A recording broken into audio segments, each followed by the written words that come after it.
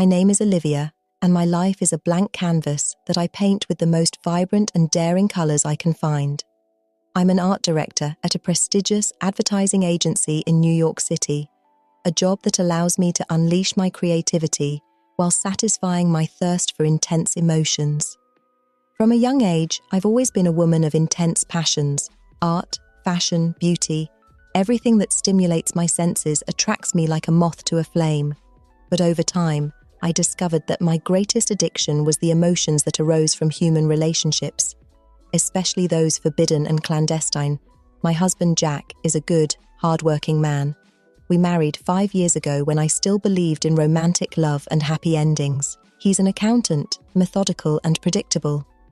At first, his stability attracted me, made me feel secure. But I soon discovered that security wasn't enough to satisfy my appetite for intense experiences. I started working at the agency 3 years ago.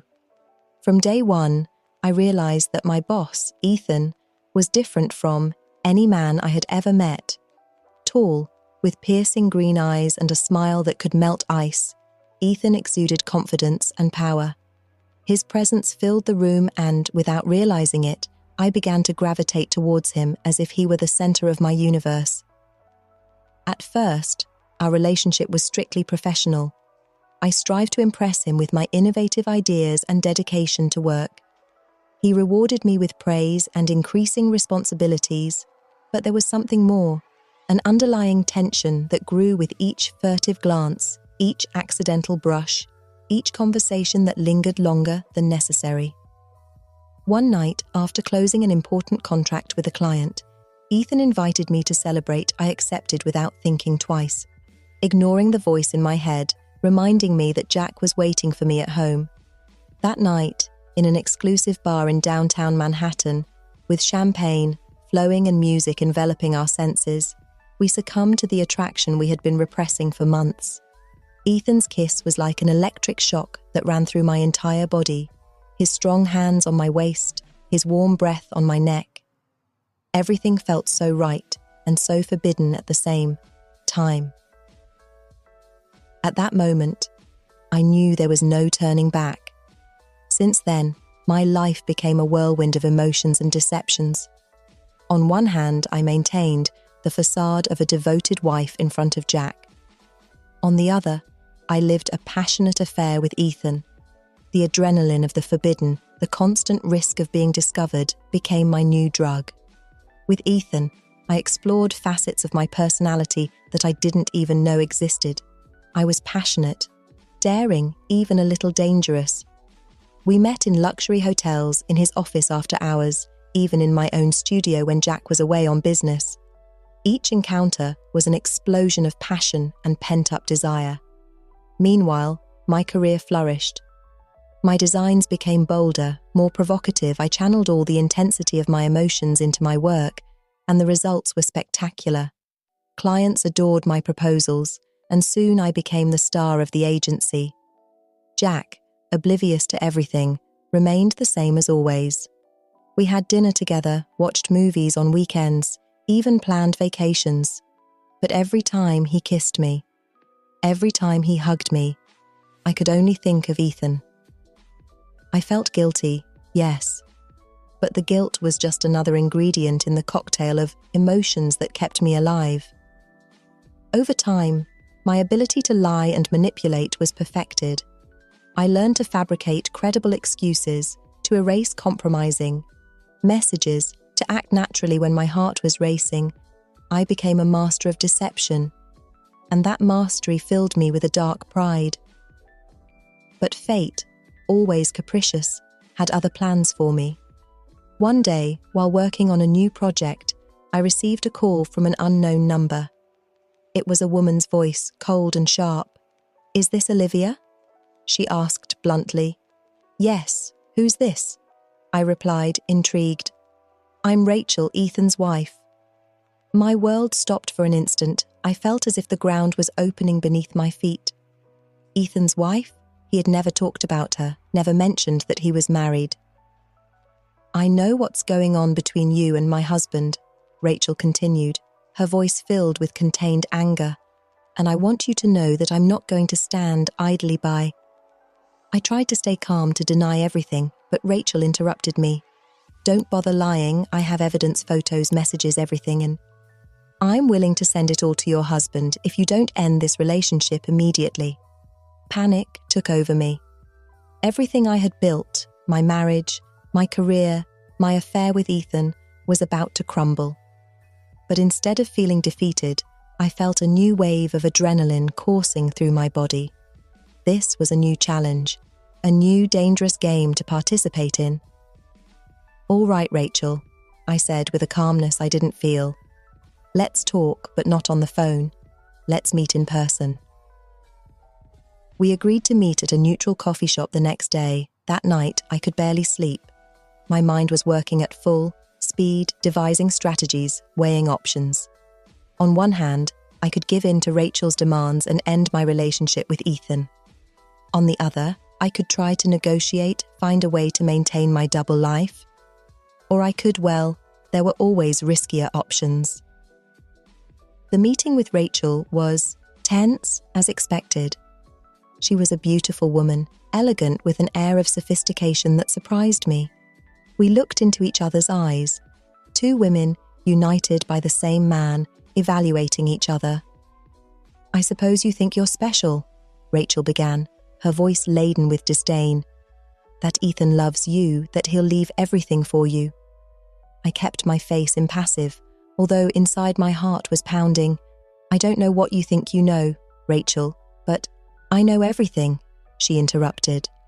"I know about the hotel meetings, the midnight calls, the business trips that are actually romantic getaways. I know everything, Olivia." My mind was racing. How had she discovered all this? Had she hired a private detective? Had she followed us herself? Whatever the answer, it was clear that I was at a disadvantage. "What do you want, Rachel?" I finally asked, deciding to cut to the chase. A cold smile played on her lips. "I want you to end it with Ethan today, and I want you to quit your job at the agency." I felt as if I'd been punched in the stomach. Ending it with Ethan was one thing, but quitting my job? That was too much. "You can't ask me to do that," I said, trying to stay calm. "My career is important to me." "More important than your marriage?" Rachel asked, arching an eyebrow. "Because if you don't do what I ask, your dear Jack will find out everything." I remained silent, weighing my options. On one hand, I could give in to Rachel's demands and lose everything I had built over the last few years. On the other, I could risk Jack finding out everything. Neither option seemed acceptable. That's when a third option occurred to me. It was risky, potentially disastrous, but also exciting. And if there was one thing I had learned in recent years, it was that I thrived on risk and excitement. "All right, Rachel," I finally said. "I'll do what you ask. I'll end it with Ethan and quit my job. But I need time. Give me a week to sort everything out." Rachel looked at me suspiciously, but finally nodded. "1 week, not a day more, and if you try anything." I know, I interrupted. "Jack will find out everything." We said goodbye with a cold, formal handshake. As I watched her walk away, I felt a smile form on my lips. Rachel thought she had me cornered, but she didn't know who she was dealing with. The next few days were a whirlwind of activity. I talked to Ethan, told him about Rachel's threat.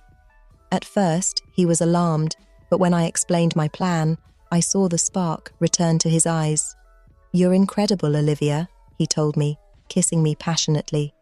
"I don't know how you do it, but you always find a way out." I also talked to Jack. I told him I had been offered an incredible job in another city, an opportunity I couldn't refuse. I saw the surprise and sadness in his eyes, but also the pride he had always supported my career, and this was no exception. "If it's what you really want, I'll support you," he said, hugging me. I felt a pang of guilt but quickly pushed it aside. It was too late for remorse. The day before Rachel's deadline, everything was ready. I had sold our apartment, transferred money to secret accounts, and prepared new identities for Ethan and myself. We were ready to disappear, to start a new life together away from everything and everyone. That night, while Jack slept, I quietly got out of bed. I looked at him one last time, his face serene in sleep. For a moment I hesitated. Was I doing the right thing? But then I remembered the excitement, the passion, the life that Ethan made me feel, and my resolve strengthened. I left the apartment with a small suitcase, leaving behind a goodbye note for Jack. I met Ethan at the airport, our tickets to a new life in hand. "Are you ready?" he asked, his eyes shining with anticipation. I nodded, feeling the adrenaline rush through my veins more than ever. As we boarded the plane, I couldn't help but smile. Rachel thought she had beaten me, but in reality, she had given me the push I needed to take the next step in my life. Jack thought I was pursuing my professional dreams, not knowing that my true dreams were much bolder and more dangerous. The flight took off, taking us towards an uncertain but exciting future. As the city lights faded beneath us, I felt a mix of emotions: excitement, fear, guilt, anticipation. But above all, I felt a sense of freedom that I had never experienced before. Ethan took my hand and squeezed it gently. "What are you thinking about?" he asked. I looked at him, studying his face. This man, for whom I had risked everything, for whom I had abandoned my entire life. Did I really know him? Did he really know me? "I'm thinking about the future," I finally replied, "about all the possibilities that await us." He smiled, that smile that always made my knees weak. "With you, Olivia, the future is infinite." I nodded, returning his smile, but a part of me wondered if he really understood what that meant. For me, the infinite future didn't just mean our relationship. It meant new experiences, new emotions, new challenges. And if Ethan couldn't provide them well, there would always be others who could.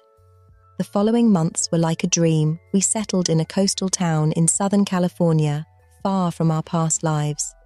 Ethan opened a small advertising agency, and I dedicated myself to painting, something I had always wanted to do but never had the time or courage to try. Our relationship was passionate, intense. Without the restrictions of our previous lives, we could be free, we could be ourselves. Or at least that's what Ethan believed, because the truth is, I never stopped seeking emotions, never stopped yearning for the danger and adrenaline that had led me to this situation in the first place. And soon, very soon, I began to feel that my new life was becoming as routine and predictable as the previous one. That's when I met Alex.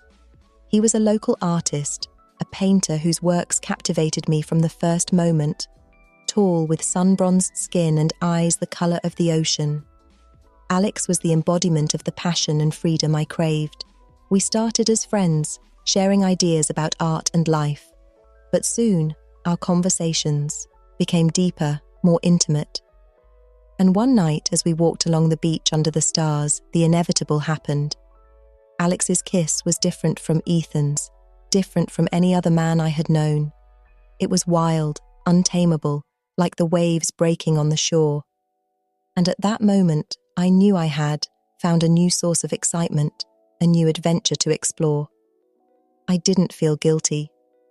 For me, this was simply another layer in the complex tapestry of my life. Ethan represented stability, the security I had left behind with Jack, but elevated to a new level of passion. Alex, on the other hand, was the unknown, the unpredictable, the next chapter in my endless quest for intense emotions. For weeks, I lived in a whirlwind of deceptions and crossed passions. In the mornings, I would wake up in Ethan's arms, sharing quiet breakfasts and plans for the future. In the afternoons, I would lose myself in Alex's studio, exploring new painting techniques and new forms of pleasure. The adrenaline of maintaining this double life intoxicated me. Each lie, each excuse, each clandestine encounter was a rush of excitement that made me feel more alive than ever. I delighted in my ability to manipulate situations to keep both men satisfied and unsuspecting. But, as always happens, fate had other plans. One afternoon, while I was in Alex's studio, I received a call from Ethan. His voice sounded tense, worried. "Olivia, I need you to come home right now," he told me. "We have a visitor." I felt my heart racing. "A visitor? Who?" There was a pause on the other end of the line. "It's Rachel. She's here." The world seemed to stop for a moment. Rachel, Ethan's wife. The woman we thought we had left behind, along with our past lives. How had she found us? What did she want? "I'm on my way," I said, trying to stay calm. Alex looked at me with concern as I hurriedly got dressed. "Everything okay?" he asked. I gave him a quick kiss. "Yes, just a problem at home. I'll call you later." The way home was torture. My mind was working at full speed, trying to anticipate what awaited me. What did Rachel know? What had she told Ethan? Was this the end of everything I had built? When I arrived home, the tension in the air was palpable. Ethan was, standing by the window, his posture rigid, his face a mask of worry. And there, sitting on our couch as if she owned the place, was Rachel. "Ah, Olivia," she said with a cold smile. "You're finally here. I was just telling Ethan how much fun you've been having lately." I felt the blood drain from my face. Did she know? Did she know about Alex? "I don't know what you're talking about," I said, trying to maintain my composure. Rachel laughed, a joyless sound. "Oh, come on, did you really think you could escape just like that? That you could steal my husband and get away with it?" Ethan turned to me, his face a mixture of confusion and pain. "Olivia, what is she talking about?" I took a deep breath, my mind working at full speed. This was the moment of truth. The moment when all my lies and manipulations faced off. But instead of feeling fear, I felt a strange calm. This was the kind of situation in which I shined, the kind of challenge that made me feel alive. "Ethan, Rachel," I said, my voice surprisingly firm, "I think it's time for all of us to be honest." And so I began to unravel the complex web of lies and half-truths I had woven. I told them about Alex, about how I had never stopped seeking new emotions, new experiences I saw, how Ethan's face went from surprise to pain, and then to anger. I saw how Rachel's triumphant smile faded, replaced by an expression of confusion and then reluctant respect. "I never meant to hurt anyone," I concluded. "But I can't apologize for being who I am. I've always sought intensity, excitement, danger, and that's not going to change." The silence that followed my confession was deafening. Ethan looked at me as if I were a stranger, as if the last few years had been a lie. In a way, I suppose they had been. Rachel was the first to speak. "Well," she said, her voice laden with irony, "it seems I underestimated you, Olivia. You're even more ruthless than I thought." I shrugged. "It's not about being ruthless, it's about being true to myself." Ethan finally found his voice. "And me? What was I to you? Just another passing thrill?" I felt a pang of guilt at the pain in his voice. "Ethan, what we had was real. But it was never enough. It will never be enough." I saw understanding settle in his eyes. He realized that it had never been a competition between him and Jack, or between him and Alex. The real competition had always been between him and my insatiable thirst for emotions. "So what do we do now?" Rachel asked, her voice laden with fatigue. I looked around at this life I had built, and that was now crumbling around me. And instead of feeling sadness or regret, I felt a surge of excitement. This was the end of a chapter, yes, but also the beginning of a new one, a new challenge, a new adventure. "Now," I said, a smile forming on my lips, "we start over." I saw the surprise on their faces, the disbelief. They didn't understand that for me, this wasn't an ending. It was a new beginning, a new opportunity to reinvent myself, to seek new emotions, new experiences. That night, as I packed my things under Ethan's pained gaze and Rachel's evaluating look, I felt a mix of emotions. Sadness for what I was leaving behind, yes, but also a dizzying excitement for what awaited. me.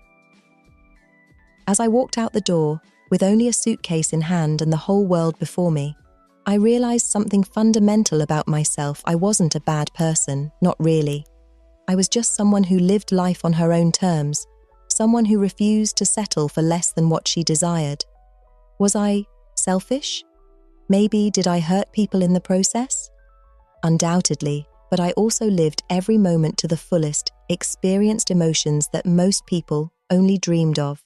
As I walked through the streets of the coastal town that had been my home for the past few months, I felt a smile form on my lips. I didn't know where I would go. I didn't know what the future held. But I knew one thing for certain. Whatever it was, it would be exciting, because that was me, Olivia. A woman who lived for excitement, for passion, for the adrenaline of the unknown. And as long as I had that, as long as I could keep chasing that next big thrill, I knew I would be all right. As I boarded a train to an unknown destination, I felt my heart race with anticipation. This was the beginning of a new adventure, a new chapter in my life, and I couldn't wait to see what twists and turns awaited me, because in the end, that was the real thrill, wasn't it? Not knowing what would come next, but being ready to embrace it, whatever it was. And I, Olivia, was more than ready. I looked out the train window as the town that had been my home disappeared into the distance I was leaving behind. Ethan, Alex, Rachel, I was leaving behind a life of lies and deceptions. But I was taking with me the most important lesson I had learned, that life is too short to settle, too precious to live it halfway. And as the train entered the night, I felt a sense of peace wash over me. I didn't know what tomorrow would bring, but I knew I would face it with the same passion and determination that had always defined me, because that was me, Olivia. A woman who lived for excitement, who loved intensely, who pursued her desires unapologetically, and as long as I had that, as long as I could keep being true to myself, I knew I would always find my way. The train entered a tunnel, plunging everything into darkness for a moment, and in that darkness I smiled, because I knew that on the other side, light was waiting for me, and with it, a world of new possibilities. This was my story, a story of love, betrayal, and rediscovery. A story that wasn't over yet, that perhaps would never really end, because every ending was just the beginning of something new. Every goodbye the door to a new encounter. And I, Olivia, was ready for whatever came next.